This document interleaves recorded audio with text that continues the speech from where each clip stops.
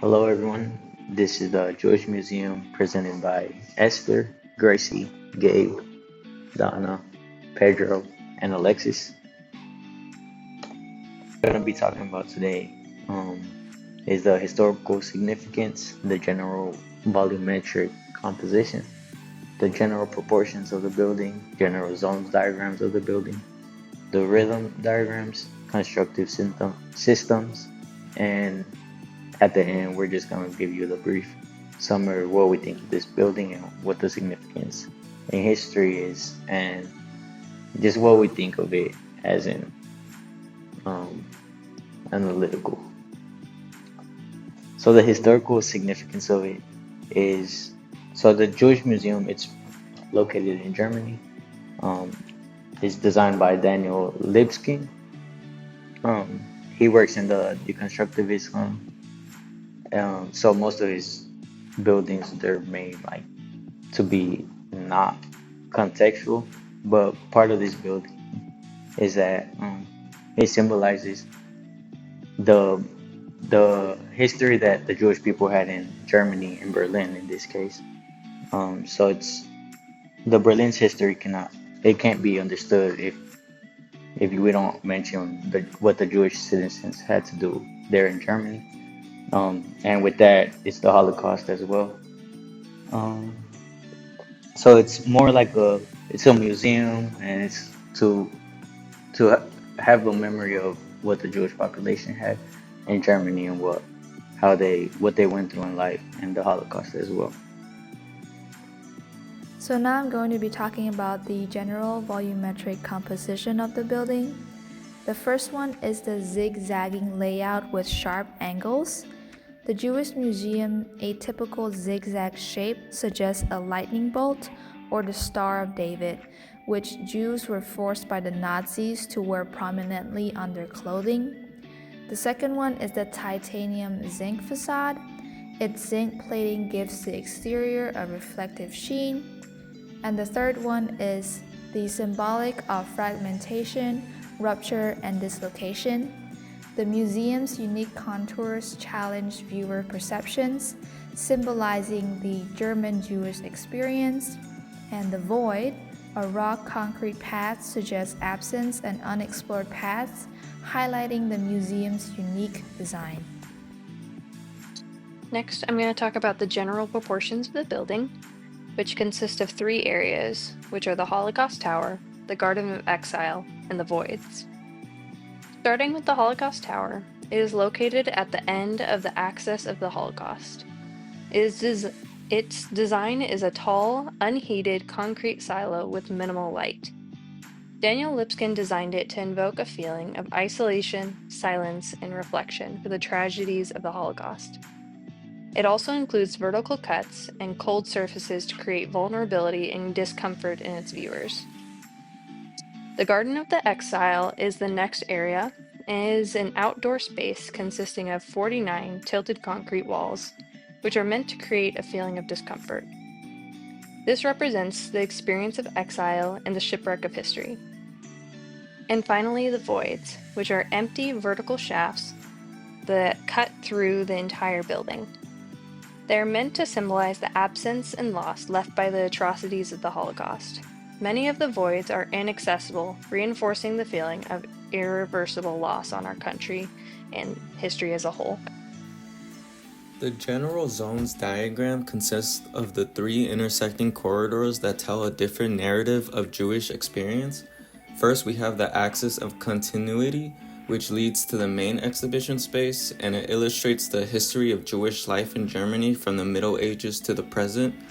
Then we have the axis of exile, which is connected to the Garden of Exile, and it explores the experience of those who emigrated. And then finally, we have the axis of the Holocaust, which is connected to the Holocaust Tower, and visitors experience a sense of isolation and confinement. Now, taking a look at the rhythm diagrams, you can see in the elevations that there isn't a lot of rhythm being created in the facade because it's a very chaotic, you can even say it looks random, and that was tied to the intentions of the architect. He wanted to create this sense of insecurity and this loss of familiarity.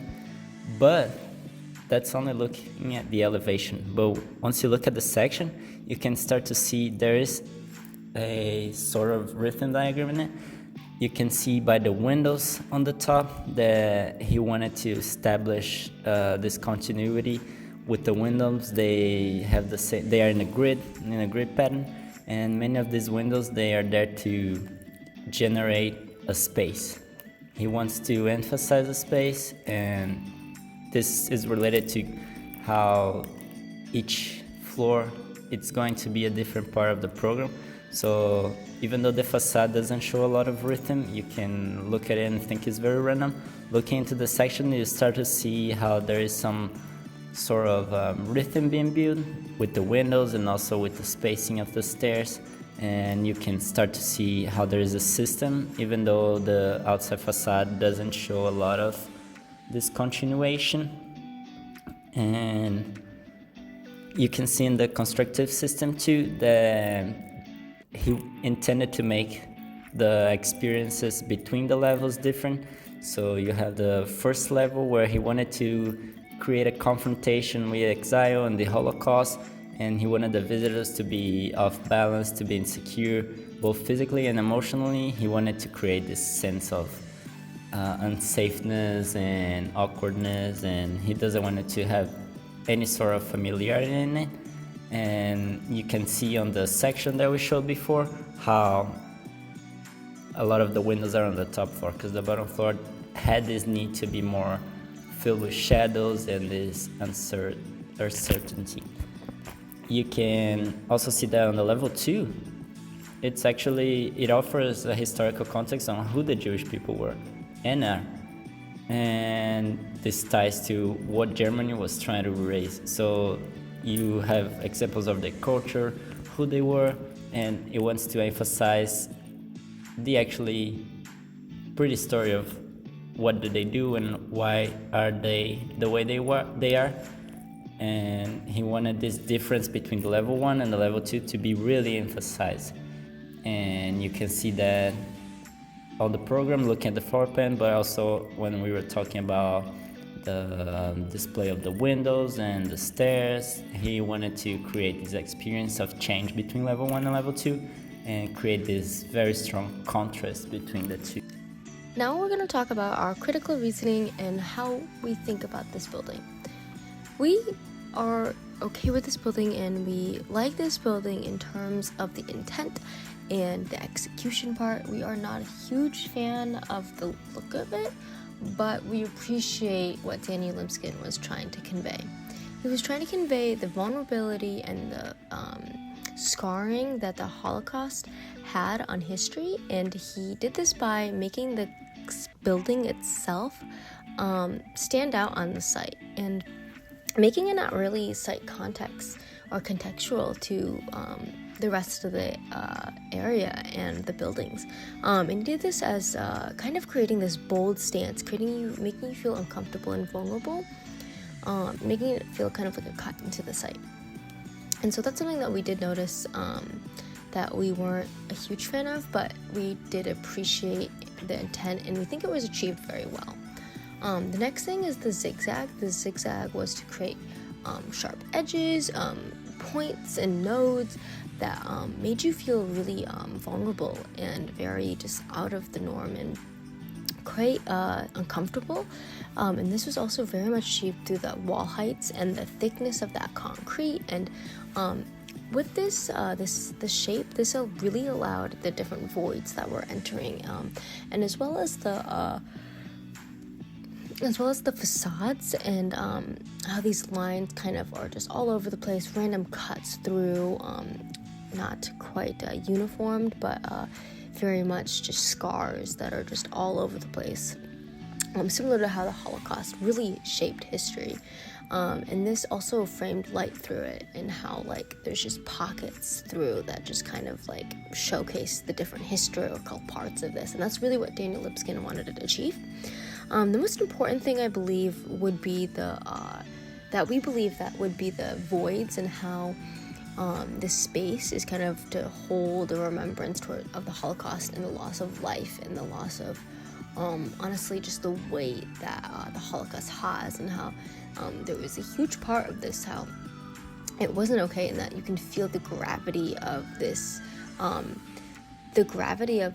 this historical event and how it really damaged and scarred this earth. And you can really feel that throughout the building and how heavy it is, even though there's a very much distinction of this light and mass and voids, tectonic elements that are kind of coming into play. And we appreciate that, and we're not a huge fan of how it looks, but we do appreciate the context. And we would argue that this building was successful and that it was relevant to what's going on today in this world, and how this experience is created throughout the different circulation paths and the different tectonic elements of the massing and the voids, as well as just the where the program was placed throughout in the gardens and how the light was translated through this. So that's kind of our main argument, that it was successful and that we appreciate that. So thank you for listening to our precedent study on the Jewish Museum. Again, this is by Alexis, Pedro, Gabriel, Gracie, Esther, and Danna. And here are our sources and where we got our information for our precedent study.